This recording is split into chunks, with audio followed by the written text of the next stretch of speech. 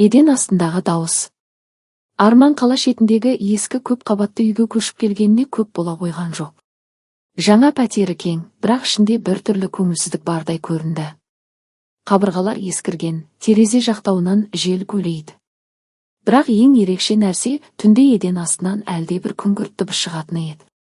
Алғашқы күндері Арман оған мән бермеді. Үй ескі ғой, едендер сықырлайды деп ойлады. Бірақ күн өткен сайын дыбыс күшейіп, анық естіле бастады. Біресе сыбыр, біресе әлдекім тырнап жатқандай болады.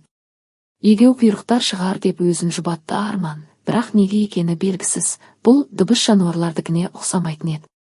Бір күні түнде ол анық оянып кетті. Дыбыс өте жақыннан шықты. Біреу еденнің астынан әлдене айтып тұрғандай. Арман демін ішіне тартып тыңдады. Көмектес, көмектес. Бұл сөздер өте бәсең, бірақ анық естілді. Ол жүрегі дүрсілдеп төсегінен атып тұрды. Құлағына естілген болар. Бірақ жоқ. Дыбыс қайталанды. Бұл жолы әлде қайда анық. Арман еденге тізерлеп отырып құлағын тақап көрді. Иә, сөз жоқ, біреу бар. Ертеңде көршісі Айгүл апайдан сұрады. Бұл пәтерде менен бұрын кім тұрды? Айгүл апай ауыр күрсінді. Балам, бұл үйде ешкім тұрақтамайды.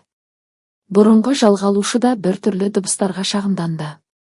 Бұдан 5 жыл бұрын осы үйде бір жігіт жоғалып кетті дейді. Арманның денесі тітіркеніп кетті. Қалай жоғалып кетті? Бір күні ізім ғайым жоқ болды. Полицияда таба алмады. Арман мазасыз күйде үйіне қайтты. Бірақ не болса да құпияны шешуге бел буды. Түнде ол қайтадан дыбысты тыңдады. Бұл жолы ол еденді қағып көрді. Бір жері қуыс сияқты.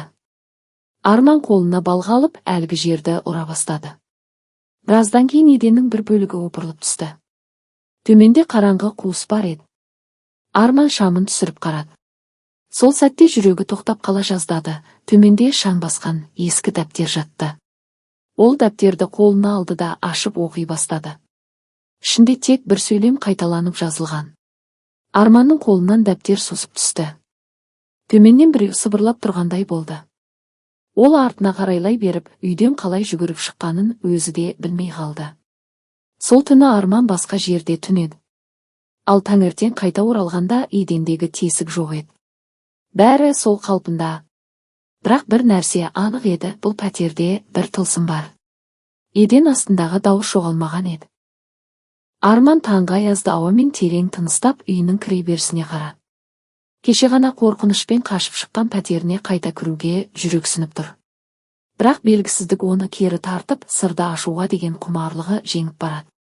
Пәтердің есігін ашқанда бәрі кешегі күйінде еді. Бірақ бір нәрсе өзгергендей. Бөлмеде бір түрлі тыныштық орнаған. Еденнің тесігі жоқ. Тіпті бәрі сол қалпында болғанымен Арманның бойында бір түрлі үрей бар. Ол ас үйден бір стақан су ішіп терезенің алдына барып тұрды. Ойы сан-саққа жүгірді, мүмкін бұл бәрі менің қиялым шығар. Шаршағандықтан құлағыма естілген болар. Бірақ сол сәтте дәл түндегі секілді еден астынан әлсіз дыбыс шықты. Арман. Ол селк ете қалды. Бұл жолы дауыс оның есімін атады. Арман жан-жағына қарады. Терезеден тысқа көз тастап еді, көшеде бәрі өз тіршілігімен әлек. Ештеңе өзгермегендей. Бірақ бұл дауысты анық естігені рас. Ол есіне түскен бір нәрседен селт етті, кеше тапқан ескі дәптер. Ол қайда? Еденнің астынан алып шыққан дәптерді есіне түсіріп, бүкіл бөлмені ақтарды. Бірақ дәптер жоқ еді. Жүрегі дүрсілдеп, тізерлеп отырып, еденге құлағын қойды. Сыбыр тағы да естілді. Арман, көмектес. Ол орнынан атып тұрып, балғасын қайта қолына алды. Түнде сындырып алған жерді қайта ұра бастады. Бірақ бұл жолы еден қалың, мықты. Құдды кеше ғана ашылған тесік ешқашан болмағандай. Арман балғаны лақтырып бөлмеден атып шықты. Айгүл апайдың есігін қақты. Апай, маған бәрін айтыңызшы. Айгүл апай басын шайқады. Балам, бұл үйде бір жігіт тұрған. Жас, сен сияқты. Ол да бір түрлі дыбыстарды естимін деп жүретін. Бір күні жоғалып кетті. Есімі кім еді? Айгүл апайдың көзі шарасынан шыға жаздады. Оның аты Арман болатын. Арманның денесі мұздап кетті. Бұл мүмкін емес. Өзімен аттас адам осы үйде жоғалған ба? Ол өзінің аты жөнін қайталап ойлады. Бір сәтке санасы тұманданып кеткендей болды. Көз алдына түсініксіз бейнелер келе бастады. Қараңғы бөлме, шаң басқан еден, және айнадағы өз бейнесі. Бірақ ол бейне өзіне ұқсамайды. Мен кіммін? Осы сұрақ санасын шырмап, Арман есін жоғалта бастады. Бөлме айналып бара жатқандай ал дауыс. Ол дауыс дәл қасынан шықты. Сен менің орнымда алдың, Арман. Соңғы көргені еден астынан өзіне қараған көздер.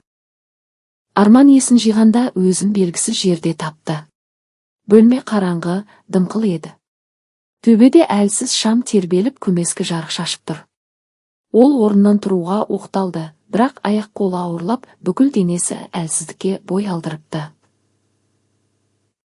Төңірегіне қараса, қабырғалары ескі кірпіштен қаланған тар жертөле секілді.